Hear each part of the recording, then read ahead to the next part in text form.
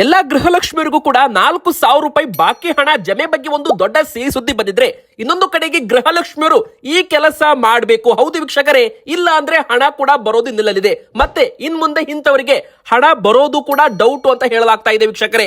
ಇನ್ನು ಬಯೋಮೆಟ್ರಿಕ್ ಹಾಗೂ ಬ್ಯಾಂಕ್ ಖಾತೆ ಸಂಖ್ಯೆ, ದೂರವಾಣಿ ಸಂಖ್ಯೆ ಕೂಡ ಸರಿಯಾಗಿರ್ಬೇಕು ಅಂತ ಹೇಳಲಾಗ್ತಾ ಇದೆ. ಹೊಸ ನಿಯಮಗಳ ಬಗ್ಗೆ ಹೊಸ ಅಪ್ಡೇಟ್ ನೋಡೋಣ.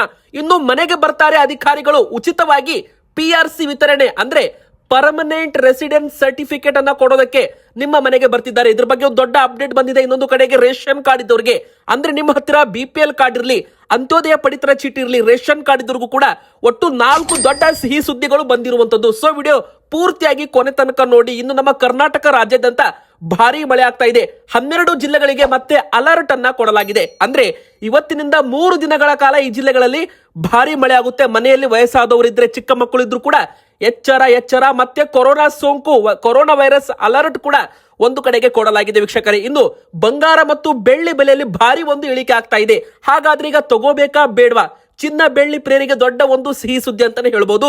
ಕೊನೆಗೂ ಇಳಿಕೆ ಆಗ್ತಾ ಇದೆ. ಬಂಗಾರ ಬೆಳ್ಳಿ ಎಷ್ಟು ಇಳಿಕೆ ಆಗಿದೆ ನೋಡೋಣ ಬನ್ನಿ. ಅದಕ್ಕಿಂತ ಮುಂಚೆ ನೀವು ಗೃಹಲಕ್ಷ್ಮಿ ಫಲಾನುಭವಿಗಳಾಗಿದ್ರೆ ಬೇಗನೆ ವಿಡಿಯೋಗೆ ಒಂದು ಲೈಕ್ ಮಾಡಿ. ನಿಮಗೆ ಬಾಕಿ ಹಣ ಜಮೆ ಕುರಿತು ದೊಡ್ಡ ಒಂದು ಅಪ್ಡೇಟ್ ಬಂದಿದೆ. ಇನ್ನು ಪ್ರತಿಯೊಬ್ಬರು ಕೂಡ ಕಮೆಂಟ್ ಬಾಕ್ಸ್ ಅಲ್ಲಿ ನಾವು ಕೇಳೋ ಪ್ರಶ್ನೆಗೆ ಉತ್ತರ ಕೊಡಿ. ನಿಮಗೆ 31ನೇ ಕಂತು ಹಣ ಜಮೆ ಆಯ್ತಾ ಗೃಹಲಕ್ಷ್ಮಿಯರು? ಬೇಗನೆ ಕಮೆಂಟ್ ಮೂಲಕ ಎಸ್ ಆರ್ ನೋ ಅಂತ ನಮಗೆ ಕಮೆಂಟ್ ಅಲ್ಲಿ ತಿಳಿಸಿ. ತುಂಬಾ ಜನ ಎಸ್ ಅಂತ ಕಮೆಂಟ್ ಮಾಡ್ತಿದ್ದೀರಾ, ಅಂದ್ರೆ ತುಂಬಾ ಜನ ಹಣ ಬಂದಿದೆ ಅಂತ ಕಮೆಂಟ್ ಮಾಡ್ತಿದ್ದೀರಾ. ನಿಮಗೆಲ್ಲರಿಗೂ ಕೂಡ ದೊಡ್ಡ ಇನ್ನೊಂದು ಗುಡ್ ನ್ಯೂಸ್ ಬಂದಿದೆ. ಇನ್ನೊಂದು ಕಂತು 2,000 ರೂಪಾಯಿ ಹಣ ಈ ತಿಂಗಳಲ್ಲಿ ಜಮೆ ಆಗುವ ಸಾಧ್ಯತೆ ಇರುವಂತದ್ದು. ಅಂದ್ರೆ 32ನೇ ಕಂತು ಹಣ ಕೂಡ ಜಮೆ ಆಗಲಿದೆ ವೀಕ್ಷಕರೇ. ಆದ್ರೆ ಗೃಹಲಕ್ಷ್ಮಿ ಯೋಜನೆಯ ಪುನರ್ ಪರಿಶೀಲನೆ ಮಾಡೋದಕ್ಕೆ ಸಂಪುಟ ಸಭೆಯಲ್ಲಿ ಮುಖ್ಯಮಂತ್ರಿ DK ಶಿವಕುಮಾರ್ ಸರ್ ಅವರು ನಿರ್ಧಾರವನ್ನ ಮಾಡಿರುವಂತದ್ದು. ಅಂದ್ರೆ ಗೃಹಲಕ್ಷ್ಮಿಯರಿಗೆ ಈಗ ಬಯೋಮೆಟ್ರಿಕ್ ಮತ್ತು ಮುಖ ಚೆಹರೆ ಅಂದ್ರೆ ಫೇಸ್ ರಿಕಾಗ್ನೈಸೇಷನ್ ದೃಢೀಕರಣಕ್ಕೆ ಕ್ರಮ ತೆಗೆದುಕೊಳ್ಳಲಾಗುತ್ತೆ. ಇದಕ್ಕೋಸ್ಕರ ಸರ್ಕಾರ 20 ಕೋಟಿ ರೂಪಾಯಿ ಹಣವನ್ನು ವೆಚ್ಚ ಮಾಡಲು ಅನುಮೋದನೆ ಕೊಟ್ಟಿದೆ ಅಂತ ಹೇಳಲಾಗಿದೆ. ನೋಡಿ, ಎಲ್ಲಾ ಗೃಹಲಕ್ಷ್ಮಿಯರು ಕೂಡ ಮುಂದಿನ ಬರೋ ದಿನಗಳಲ್ಲಿ ಮರು ಅರ್ಜಿ ಪ್ರಕ್ರಿಯೆಯಲ್ಲಿ ಒಳಗಾಗಬೇಕು. ಮತ್ತೆ ಯಾರಾದ್ರೂ ಈ ಒಂದು ಯೋಜನೆಯಿಂದ ಸ್ವಯಂ ಪ್ರೇರಿತವಾಗಿ ಹೊರಗೆ ಹೋಗ್ತೀರಾ, ಅಂದ್ರೆ ಸ್ವಯಂ ಪ್ರೇರಿತವಾಗಿ ಯೋಜನೆ ಬೇಡ ಅಂತ ಗಿವ್ ಅಪ್ ಕೊಡ್ತೀರಾ ಅಂದ್ರೂ ಕೂಡ ಕೊಡಬಹುದು ಅಂತ ಮುಖ್ಯಮಂತ್ರಿ DK ಶಿವಕುಮಾರ್ ಸರ್ ಅವರು ಹೇಳಿದ್ದಾರೆ. ಇನ್ನು ಬಯೋಮೆಟ್ರಿಕ್ ಹಾಗೂ ಬ್ಯಾಂಕ್ ಖಾತೆ ಸಂಖ್ಯೆ, ದೂರವಾಣಿ ಸಂಖ್ಯೆ ಸರಿಯಾಗಿರಬೇಕು ಅಂತಾನೂ ಕೂಡ ಹೇಳಲಾಗಿದೆ. ಅಂದ್ರೆ ಗೃಹಲಕ್ಷ್ಮಿಯರು ಕಡ್ಡಾಯವಾಗಿ ನಿಮ್ಮ ಅಕೌಂಟ್, ನಿಮ್ಮ ಹೆಸರಲ್ಲಿ ನಿಮ್ಮ ಮೊಬೈಲ್ ಸಂಖ್ಯೆ ನಿಮ್ಮದೇ ಇರಬೇಕು ಅಂತಾನೂ ಕೂಡ ಹೇಳಿದ್ದಾರೆ. ಯಾರದ್ದು ದೂರವಾಣಿ ಹಾಗೂ ಯಾರದ್ದು ಬ್ಯಾಂಕ್ ಖಾತೆ ವಿವರಗಳು ಕೊಡುವಂತಿಲ್ಲ. ಗಂಡ ಹಾಗೂ ಮಕ್ಕಳ ಖಾತೆಯನ್ನು ಕೂಡ ಪರಿಗಣಿಸಲ್ಲ ಅಂತ ಒಂದು ಹೇಳಿಕೆಯನ್ನ ಕೊಟ್ಟಿದ್ದಾರೆ. ಅಂದ್ರೆ ಗೃಹಲಕ್ಷ್ಮಿ ಯೋಜನೆಯ ಒಂದು 20 ಕೋಟಿ ರೂಪಾಯಿ ವೆಚ್ಚದಲ್ಲಿ ಬಯೋಮೆಟ್ರಿಕ್ ಮತ್ತು ಫೇಸಿಯಲ್ ಅಥೆಂಟಿಕೇಶನ್ ದೃಢೀಕರಣದ ಮೂಲಕ ಎಲ್ಲಾ ಫಲಾನುಭವಿಗಳನ್ನ ಮರು ಪರಿಶೀಲನೆಗೆ ಒಳಪಡಿಸಲು ಸರ್ಕಾರ ಸಂಪುಟ ಸಭೆಯಲ್ಲಿ ಮಹತ್ವದ ತೀರ್ಮಾನ ಮಾಡಿರುವಂತದ್ದು. ಅಂದ್ರೆ ಈಗ ಗೃಹಲಕ್ಷ್ಮಿ ಯೋಜನೆ ಮರು ಅರ್ಜಿ ಪ್ರಕ್ರಿಯೆ ಪ್ರಾರಂಭವಾಗುತ್ತೆ. ಮತ್ತೆ ಗೃಹಲಕ್ಷ್ಮಿ ಯೋಜನೆ ಪರಿಶೀಲನೆ ವೇಳೆ ಯಾವ ನಮೂನೆ ನೀಡಿ ಯಾವುದೆಲ್ಲ ಮಾಹಿತಿ ಪಡೆದು ಪರಿಶೀಲನೆ ಮಾಡಬೇಕು ಎಂಬುದನ್ನ ಅಧಿಕಾರಿಗಳು ತೀರ್ಮಾನ ಮಾಡ್ತಾರೆ ಅಂತ ಒಂದು ಹೇಳಿಕೆ ಕೂಡ ಮುಖ್ಯಮಂತ್ರಿಗಳು ಕೊಟ್ಟಿದ್ದಾರೆ. ಬಯೋಮೆಟ್ರಿಕ್ ಮತ್ತು ಬ್ಯಾಂಕ್ ಅಕೌಂಟ್ ಸಂಖ್ಯೆ, ದೂರವಾಣಿ ಸಂಖ್ಯೆ ಕೂಡ ಗೃಹಲಕ್ಷ್ಮಿಯರದ್ದೇ ಆಗಿರಬೇಕು ಅಂತಾನೂ ಕೂಡ ಇಲ್ಲಿ ಹೇಳಲಾಗಿದೆ. ಅಂದ್ರೆ ನೀವು ಯಾರದ್ದು ಮೊಬೈಲ್ ನಂಬರ್ ಬೇರೆಯವ್ರದ್ದು ನಂಬರ್ ಕೊಟ್ಟಿದ್ರೆ ಅದು ನಡೆಯೋದಿಲ್ಲ ಅಂತಾನೂ ಕೂಡ ಇಲ್ಲಿ ಹೇಳಲಾಗ್ತಾ ಇದೆ. ಸಿಂಪಲ್ ಆಗಿ ಹೇಳ್ಬೇಕಂದ್ರೆ ವೀಕ್ಷಕರೇ, ನಿಮ್ಮ ಮೊಬೈಲ್ ಸಂಖ್ಯೆ ಅಂದ್ರೆ ಗೃಹಲಕ್ಷ್ಮಿಯರ ಮೊಬೈಲ್ ಸಂಖ್ಯೆ ಬ್ಯಾಂಕ್ ಅಕೌಂಟ್ಗೆ ಲಿಂಕ್ ಆಗಿದ್ರೆ ಮಾತ್ರ ಹಣ ಸಿಗುತ್ತೆ ಅಂತ ಇಲ್ಲಿ ಹೇಳಲಾಗಿದೆ. ಅಂದ್ರೆ ಪ್ರತಿಯೊಬ್ಬರು ಕೂಡ ನಿಮ್ಮ ಬ್ಯಾಂಕ್ ಖಾತೆಗೆ ಮೊಬೈಲ್ ಸಂಖ್ಯೆ ಕಡ್ಡಾಯವಾಗಿ ಲಿಂಕ್ ಇರಬೇಕು. ತುಂಬಾ ಜನರದ್ದು ಬ್ಯಾಂಕ್ ಅಕೌಂಟ್ಗೆ ಮೊಬೈಲ್ ಸಂಖ್ಯೆ ಲಿಂಕ್ ಇರೋದಿಲ್ಲ, ಅಂತವರಿಗೆ ಹಣ ಬರೋದು ಕೂಡ ಸ್ವಲ್ಪ ನಿಲ್ಬಹುದು. ಅಂದ್ರೆ ಮರು ಅರ್ಜಿ ಪ್ರಕ್ರಿಯೆ ಏನು, ಈಗ ಈ KYC ಪ್ರಕ್ರಿಯೆ, ಬಯೋಮೆಟ್ರಿಕ್ ಪ್ರಕ್ರಿಯೆ ಈಗ ಪ್ರಾರಂಭವಾಗ್ತಾ ಇದೆಯಲ್ಲ. ಸೊ ಈ ಒಂದು ಬಯೋಮೆಟ್ರಿಕ್ ಪ್ರಕ್ರಿಯೆ ಪ್ರಾರಂಭವಾದ ಬಳಿಕ ಅಂದ್ರೆ ಅಧಿಕಾರಿಗಳು ನಿಮಗೆ ಒಂದು ನಮೂನೆ ಕೊಡ್ತಾರೆ, ಒಂದು ಅರ್ಜಿ ಫಾರಂ ಅನ್ನ ಕೊಡ್ತಾರೆ. ಅದರಲ್ಲಿ ಯಾವೆಲ್ಲ ಮಾಹಿತಿ ಪಡಿಬೇಕು ಆ ಎಲ್ಲ ಮಾಹಿತಿಗಳನ್ನ ಪಡೆದು ಮರು ಪರಿಶೀಲನೆ ಮಾಡಲಾಗುತ್ತೆ. ಅಂದ್ರೆ ನಿಮ್ಮ ಮುಖ ಚೆಹರೆ, ಫೇಸ್ ರಿಕಾಗ್ನೈಸೇಷನ್ ಮತ್ತು ಬಯೋಮೆಟ್ರಿಕ್ ಕೂಡ ತಗೋತಾರೆ ಅಂತ ಇಲ್ಲಿ ಹೇಳಲಾಗಿದೆ. ಸೊ ಇದು ಗೃಹಲಕ್ಷ್ಮಿಯರ ಪುನರ್ ಪರಿಶೀಲನೆಗೆ ಸಂಪುಟ ಸಭೆ ನಿರ್ಧಾರ ಮಾಡಿರುವಂತದ್ದು. ಇನ್ನೊಂದು ಕಡೆಗೆ ಹೇಳ್ಬೇಕಂದ್ರೆ ಈ ಒಂದು ಯೋಜನೆ ಪ್ರಾರಂಭವಾಗಿ ಈಗ 36 ತಿಂಗಳಾಗ್ತಾ ಇದೆ. ಅಂದ್ರೆ 3 ವರ್ಷ ಕಂಪ್ಲೀಟ್ ಆಗ್ತಾ ಇದೆ.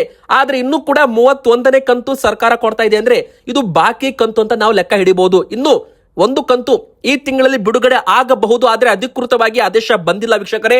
ಇನ್ನೊಂದು ಕಡೆಗೆ SIR ಅಂದ್ರೆ BLO ಅವರು ಕೊಟ್ಟ ಅರ್ಜಿ ಪ್ರಕ್ರಿಯೆ ಎಲ್ಲರೂ ಕೂಡ ಕಂಪ್ಲೀಟ್ ಮಾಡಬೇಕು. ನೋಡಿ, ಈಗ SIR ಪ್ರಕ್ರಿಯೆಯನ್ನ ಆಗಸ್ಟ್ 8ರವರೆಗೂ ವಿಸ್ತರಣೆ ಕೂಡ ಮಾಡಿದ್ದಾರೆ. ಸೊ ವೀಕ್ಷಕರೇ, 17ನೇ ತಾರೀಕು ಅಂದ್ರೆ ಆಗಸ್ಟ್ 17ನೇ ತಾರೀಕಿನ ಒಳಗೆ ನಿಮಗೆ ಕರಡು ಮತದಾರರ ಪ್ರಕಟವಾಗುತ್ತೆ. ಅಂದ್ರೆ ಕರಡು ಮತದಾರರ ಪಟ್ಟಿ ಆಗಸ್ಟ್ 17ನೇ ತಾರೀಕಿಗೆ ಬಿಡುಗಡೆ ಆಗುತ್ತೆ. ಅವಾಗ ನಿಮ್ಮ ಹೆಸರು ಅದರಲ್ಲಿ ಇದೆಯೋ ಇಲ್ವೋ ಅಂತ ಚೆಕ್ ಮಾಡ್ಕೊಳ್ಳಿ. ನೋಡಿ, ಒಂದು ವೇಳೆ ಏನಾದ್ರೂ ಆಕ್ಷೇಪಣೆ ಸಲ್ಲಿಕೆ ಮಾಡೋದಿದ್ರೆ ನಿಮಗೆ ಅವಕಾಶ ಇರುತ್ತೆ ಸೆಪ್ಟೆಂಬರ್ 16ನೇ ತಾರೀಕಿನವರೆಗೂ ಅಂತ ಹೇಳಲಾಗಿದೆ. ಸೊ ವೀಕ್ಷಕರೇ, ಪ್ರತಿಯೊಬ್ರು ಕೂಡ BL ಅವರು ಕೊಟ್ಟ ಎನ್ಯುಮರೇಷನ್ ಅರ್ಜಿಯನ್ನ ಕರೆಕ್ಟ್ ಆಗಿ ನೀಟಾಗಿ ತುಂಬಿ ಅದನ್ನ ವಾಪಸ್ ಕೊಡಬೇಕು. ಅಂದ್ರೆ ಮಾತ್ರ ನಿಮ್ದು ಮತ ಉಳಿಯುತ್ತೆ. ಇಲ್ಲ ಅಂದ್ರೆ ನಿಮ್ದು ಮತದಾನದ ಹಕ್ಕು ಹೋದ್ರೆ ನಿಮಗೆ ಸರ್ಕಾರಗಳ ಯೋಜನೆಗಳ ಲಾಭ ಸಿಗೋದಿಲ್ಲ ಅಂತ ಮತ್ತೊಮ್ಮೆ ಪುನರುಚ್ಚಾರ ಮಾಡಿದ್ದಾರೆ ಮುಖ್ಯಮಂತ್ರಿ DK ಶಿವಕುಮಾರ್ ಸರ್ ಅವರು. ಗೃಹಲಕ್ಷ್ಮಿ ಹಣನೂ ಬರಲ್ಲ, ಇತ್ತ ನಿಮಗೆ ಯಾವುದೇ ರೀತಿ ಪಿಂಚಣಿ ಹಣನೂ ಬರಲ್ಲ. ಸೊ ಇದು ತುಂಬಾ ಇಂಪಾರ್ಟೆಂಟ್ ಆಗಿದೆ ಅಂತಾನೂ ಕೂಡ ಹೇಳಲಾಗಿದೆ. ಇನ್ನು ಇದಕ್ಕೋಸ್ಕರ ಅಂತ PRC ಅಂದ್ರೆ ಪರ್ಮನೆಂಟ್ ರೆಸಿಡೆನ್ಸ್ ಸರ್ಟಿಫಿಕೇಟ್ ಕೊಡೋದಕ್ಕೂ ಕೂಡ ಸಂಪುಟ ಸಭೆಯಲ್ಲಿ ನಿರ್ಧಾರವನ್ನ ಮಾಡಿರುವಂತದ್ದು. ನೋಡಿ, ಮನೆ ಮನೆಗೆ ತೆರಳಿ ಶಾಶ್ವತ ನಿವಾಸ ಪ್ರಮಾಣ ಪತ್ರ ಮತ್ತು ಜಾತಿ ಪ್ರಮಾಣ ಪತ್ರ ವಿತರಿಸುವ ಅಭಿಯಾನಕ್ಕೆ ಮುಖ್ಯಮಂತ್ರಿ DK ಶಿವಕುಮಾರ್ ಅವರು ಚಾಲನೆಯನ್ನ ಕೊಟ್ಟಿದ್ದಾರೆ.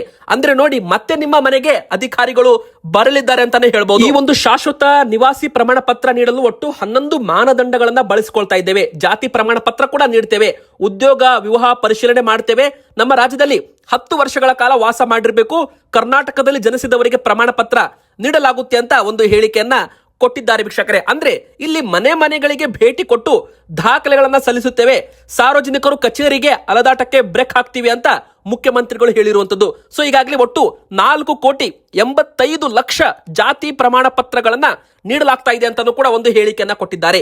ವಾಸ ಪ್ರಮಾಣ ಪತ್ರ ಮತ್ತು ಜಾತಿ ಪ್ರಮಾಣ ಪತ್ರಗಳನ್ನ ವೆಬ್ಸೈಟ್ ಮೂಲಕ ಉಚಿತವಾಗಿ ಡೌನ್ಲೋಡ್ ಮಾಡಿಕೊಳ್ಳಬಹುದು. ನಾಗರಿಕರ ಸೌಲಭ್ಯ ಕೇಂದ್ರಗಳಿಂದಲೂ ಕೂಡ ಸೌಲಭ್ಯಗಳನ್ನ ಪಡ್ಕೋಬಹುದು.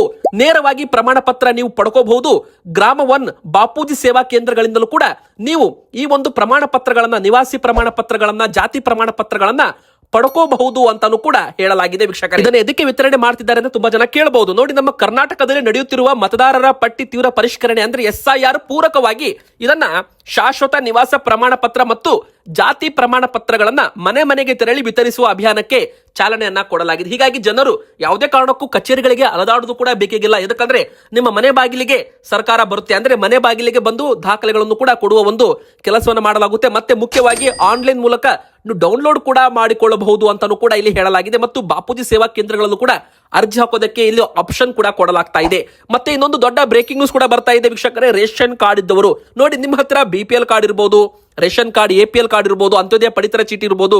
ನಿಮಗೆ ಗುಡ್ ನ್ಯೂಸ್ ಕೂಡ ಬಂದಿದೆ. ಒಂದು ಕಡೆಗೆ ಶಾಕಿಂಗ್ ಸುದ್ದಿ ಕೂಡ ಬಂದಿದೆ. ಮೊದಲಿಗೆ ಒಂದು ಗುಡ್ ನ್ಯೂಸ್ ಇಂದ ಶುರು ಮಾಡೋದಾದ್ರೆ, ರೇಷನ್ ಕಾರ್ಡ್ ತಿದ್ದುಪಡಿ ಪ್ರಕ್ರಿಯೆ ಪ್ರಾರಂಭವಾಗಿದೆ.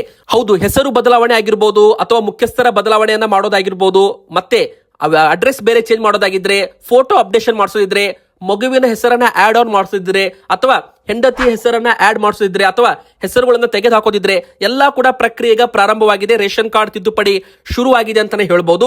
ಇನ್ನೊಂದು ಇಂಪಾರ್ಟೆಂಟ್ ಏನಪ್ಪಾ ಅಂದ್ರೆ, ಎರಡನೇದು ಸ್ಮಾರ್ಟ್ PDS ಯೋಜನೆ ಕೂಡ ಪ್ರಾರಂಭವಾಗ್ತಾ ಇದೆ. ಅಂದ್ರೆ ಸಾರ್ವಜನಿಕ ವಿತರಣಾ ವ್ಯವಸ್ಥೆಯನ್ನ ಮತ್ತಷ್ಟು ಪಾರದರ್ಶಕವನ್ನಾಗಿಸಲು smart PDS public distribution system ಅಂತ ಕರೀತಾರೆ. ಈ ಒಂದು ಯೋಜನೆ ಜಾರಿ ಮಾಡಲಾಗ್ತಾ ಇದೆ ಕರ್ನಾಟಕದಲ್ಲಿ.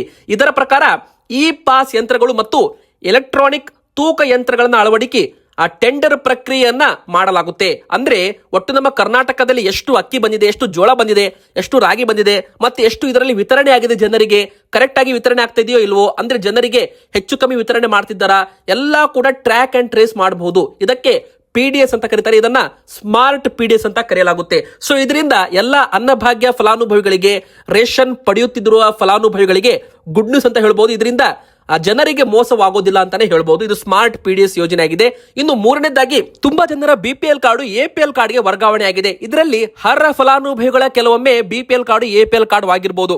ಅಂತವರು ಯಾರಾದ್ರೂ ಇದ್ರೆ ನೋಡಿ, ಕೆಲವೊಮ್ಮೆ ಅನಾರೋಗ್ಯಕ್ಕೆ ಒಳಗಾದವರು ಬೇಗನೆ ಕಾರ್ಡ್ ವಿತರಣೆ ಮಾಡುವಂತೆ ಕಟ್ಟುನಿಟ್ಟಿನ ಸೂಚನೆಯನ್ನ ಕೊಡಲಾಗಿದೆ. ಅಂದ್ರೆ ತುರ್ತು ಆರೋಗ್ಯ ಸೇವೆಗಳ ಕಾರಣಕ್ಕಾಗಿ BPL ಕಾರ್ಡ್ ಕೋರಿ ಅರ್ಜಿ ಸಲ್ಲಿಸುವ ಸಾರ್ವಜನಿಕರಿಗೆ ಸರ್ಕಾರ ಉತ್ತಮ ಅವಕಾಶ ನೀಡಿದೆ. ಅನಾರೋಗ್ಯ ಪೀಡಿತರಿಗೆ ಯಾವುದೇ ವಿಳಂಬವಿಲ್ಲದೆ 15 ದಿನಗಳ ಒಳಗಾಗಿ ಕಾರ್ಡ್ ವಿತರಣೆ ಮಾಡುವಂತೆ ಸರ್ಕಾರ ಅಧಿಕಾರಿಗಳಿಗೆ ಕಟ್ಟುನಿಟ್ಟಿನ ಒಂದು ಸೂಚನೆ ಕೊಟ್ಟಿದೆ ಅಂತ ಹೇಳಲಾಗಿದೆ. ಸೊ ಇದೆಲ್ಲ ಒಂದು BPL ಕಾರ್ಡ್ ಗ್ರಾಹಕರಿಗೂ ಕೂಡ ಮತ್ತು ರೇಷನ್ ಕಾರ್ಡ್ ಇದ್ದವರಿಗೂ ಕೂಡ ಒಂದು ಸಿಹಿ ಸುದ್ದಿ ಅಂತ ಹೇಳ್ಬೋದು. ಇನ್ನು ಕೊನೆಯದಾಗಿ, ನಾಲ್ಕನೇದಾಗಿ ಹೇಳ್ಬೇಕಂದ್ರೆ, BPL ಕಾರ್ಡ್ ಇನ್ಕಮ್ ಲಿಮಿಟ್ ಏರಿಕೆ ಮಾಡಲಿದ್ದಾರಂತೆ. ಅಂದ್ರೆ ಈಗ ಇದ್ದ 1,20,000 ರೂಪಾಯಿ ಏನು ಆದಾಯ ಲಿಮಿಟ್ ಇದೆ, ಇದನ್ನ ಮುಂದಿನ ಬರೋ ದಿನ 2 ಲಕ್ಷ ರೂಪಾಯಿ ತನಕ ಏರಿಕೆ ಆಗುವ ಪ್ರಸ್ತಾಪ ಸರ್ಕಾರದ ಮುಂದೆ ಇರುವಂತದ್ದು. ಒಂದು ವೇಳೆ ಇದನ್ನ ಇನ್ಕಮ್ ಲಿಮಿಟ್ ಏರಿಕೆ ಮಾಡಿದ್ರೆ ಸಾವಿರಾರು ಕಾರ್ಡು ರದ್ದಾಗುವುದು ಕೂಡ ಉಳಿಯುತ್ತೆ ಅಂತಾನೆ ಎಲ್ಲ ಹೇಳ್ಬಹುದು ವೀಕ್ಷಕರೇ. ಈಗ ಬನ್ನಿ ಕೊನೆಯದಾಗಿ ಕರ್ನಾಟಕದಲ್ಲಿ ಮತ್ತೆ ಭಾರಿ ಮಳೆ ಅಂತಾನೆ ಹೇಳ್ಬಹುದು. ಹಾಗಾದ್ರೆ ಯಾವೆಲ್ಲ ಜಿಲ್ಲೆಗಳಿಗೆ ಇವತ್ತಿನಿಂದ 3 ದಿನಗಳ ಕಾಲ ಮಳೆ ಆಗುತ್ತೆ ಅಂತ ನೋಡೋಣ ಬನ್ನಿ. ಹಾಗಾದ್ರೆ ಹವಾಮಾನ ಇಲಾಖೆ ಪ್ರಕಾರ ನೋಡ್ತಾ ಹೋಗೋದಾದ್ರೆ ಕರಾವಳಿ ಮತ್ತು ಮಲೆನಾಡಿನ ಜಿಲ್ಲೆಗಳಲ್ಲಿ ಮುಂದಿನ 4 ರಿಂದ 5 ದಿನಗಳ ಕಾಲ ಭಾರಿ ಮಳೆ ಆಗಲಿದೆ ಅಂತ ಹವಾಮಾನ ಇಲಾಖೆ ಹೇಳಿದೆ. ಉಡುಪಿ, ಉತ್ತರ ಕನ್ನಡ, ದಕ್ಷಿಣ ಕನ್ನಡ ಹಾಗೂ ಮಲೆನಾಡು ಭಾಗಗಳಲ್ಲಿ ಜನರು ಸ್ವಲ್ಪ ಅಲರ್ಟ್ ಆಗಿರಬೇಕು ಅಂತ ಹೇಳಲಾಗಿದೆ. ಗುಡುಗು ಸಿಡಿಲು ಸಹಿತ ಸಾಧಾರಣದಿಂದ ಭಾರಿ ಮಳೆ ಆಗಲಿದೆ, ಜೋರಾದ ಗಾಳಿ ಬೀಸಲಿದೆ ಅಂತಾನೂ ಕೂಡ ಹೇಳಲಾಗಿದೆ. ಇನ್ನು ಶಿವಮೊಗ್ಗ, ಚಿಕ್ಕಮಗಳೂರು, ಹಾಸನ ಮತ್ತು ಕೊಡಗು ಈ ಜಿಲ್ಲೆಗಳಲ್ಲೂ ಕೂಡ ಹಗುರದಿಂದ ಸಾಧಾರಣ ಮಳೆ ಆಗುತ್ತೆ. ಆದ್ರೆ ಸಂಜೆ ಹೊತ್ತಿಗೆ ಬಿರುಗಾಳಿ ಬೀಸೋದ್ರಿಂದ ಈ ಜಿಲ್ಲೆಗಳಿಗೂ ಕೂಡ ಅಲರ್ಟ್ ಅಂತ ಹೇಳ್ಬಹುದು.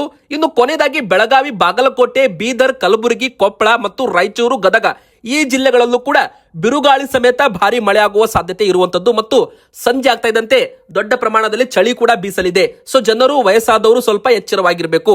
ಇನ್ನು ಕೊನೆಯದಾಗಿ ಬಂಗಾರ ಮತ್ತು ಬೆಳ್ಳಿ ಬೆಲೆ ಭಾರಿ ಒಂದು ಇಳಿಕೆ ಆಗೋದಕ್ಕೆ ಶುರುವಾಗಿದೆ.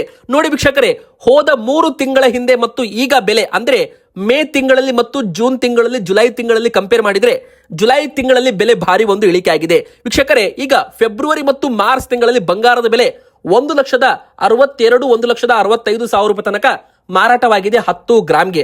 ಆದ್ರೆ ಈಗ ಜುಲೈ ತಿಂಗಳಲ್ಲಿ 10 ಗ್ರಾಮ್ಗೆ 1,43,000 ರೂಪಾಯಿ ಆಗಿದೆ. ಅಂದ್ರೆ ಲೆಕ್ಕ ಮಾಡಿ 20,000 ರೂಪಾಯಿ ಅಷ್ಟು ಇಳಿಕೆ ಆಗಿದೆ. ಹಾಗಾದ್ರೆ ಈಗ ತಗೋಬೇಕಾ ಬೇಡವಾ ಎಂಬುವ ಪ್ರಶ್ನೆಗೆ ಉತ್ತರ ಏನಂದ್ರೆ ನೀವು ಸದ್ಯಕ್ಕೆ ಬಂಗಾರ ಬೆಲೆ ಇಳಿಕೆ ಆಗಿರೋದ್ರಿಂದ ಈಗ ಸ್ವಲ್ಪ ನೀವು ಖರೀದಿ ಮಾಡಬಹುದು. ಮುಂದಿನ ಬರೋ ದಿನ ಮತ್ತಷ್ಟು ಇಳಿಕೆ ಆಗಬಹುದು, ಆದ್ರೆ ಇಲ್ಲಿಂದ ಉಲ್ಟಾ ಕೂಡ ಹೊಡಿಬಹುದು ಮಾರ್ಕೆಟ್ ಅಂತ ಹೇಳಲಾಗ್ತಾ ಇದೆ. ಸೊ ಈಗ ಬೆಲೆ ಇಳಿಕೆಯಲ್ಲಿ ಹೋಗ್ತಾ ಇದೆ. ಕಳೆದ 3 ತಿಂಗಳಿಂದ ಬೆಲೆ ಇಳಿಕೆ ಆಗ್ತಾ ಇದೆ. 1,55,000 ಆಯಿತು, 1,50,000 ಆಯಿತು, 1,45,000 ಆಯಿತು, ಈಗ 1,43,000 ರೂಪಾಯಿ ಆಗಿದೆ. 10 ಗ್ರಾಮ್ 24 ಕ್ಯಾರೆಟ್ ಚಿನ್ನದ ಬೆಲೆ, ಇದ್ರ ಮೇಲೆ 3% GST ಎಕ್ಸ್ಟ್ರಾ ಇರುತ್ತೆ. ಇನ್ನು ಬೆಳ್ಳಿ ಬೆಲೆ ಫೆಬ್ರವರಿಯಲ್ಲಿ 3,50,000 ರೂಪಾಯಿ ಗಡಿ ದಾಟಿತ್ತು. ಆದ್ರೆ ಈಗ 2,30,000 2,35,000 ರೂಪಾಯಿಗೆ ಮಾರಾಟವಾಗ್ತಾ ಇದೆ. ಅಂದ್ರೆ ಕಳೆದ 3 ತಿಂಗಳಲ್ಲಿ ಬರೋಬ್ಬರಿ 1,20,000 ರೂಪಾಯಿ ಅಷ್ಟು ಬೆಳ್ಳಿ ಬೆಲೆ ಕೆಜಿ ಮೇಲೆ ಕುಸಿತ ಕಂಡಿದೆ ವೀಕ್ಷಕರೇ. ಹೌದು, ದೊಡ್ಡ ಮಟ್ಟದಲ್ಲಿ ಬೆಳ್ಳಿ ಬೆಲೆಯಲ್ಲಿ ಇಳಿಕೆ ಆಗಿದೆ. ಮತ್ತೆ ಈಗ ಕೆಜಿಗೆ 2,35,000 ರೂಪಾಯಿಗೆ ಮಾರ್ಕೆಟ್ ಅಲ್ಲಿ ಮಾರಾಟ ಮಾಡಲಾಗ್ತಾ ಇದೆ. ನಿಮ್ಮ ಪ್ರಕಾರ ಬಂಗಾರ ಮತ್ತು ಬೆಳ್ಳಿ ಸರಿಯಾದ ಬೆಲೆ ಎಷ್ಟಾಗಬೇಕು ಕಮೆಂಟ್ ಮಾಡಿ, ವಿಡಿಯೋಗೆ ಲೈಕ್ ಮಾಡಿ, ಚಾನಲ್ಗೆ ದಯವಿಟ್ಟು ಸಬ್ಸ್ಕ್ರೈಬ್ ಆಗಿ.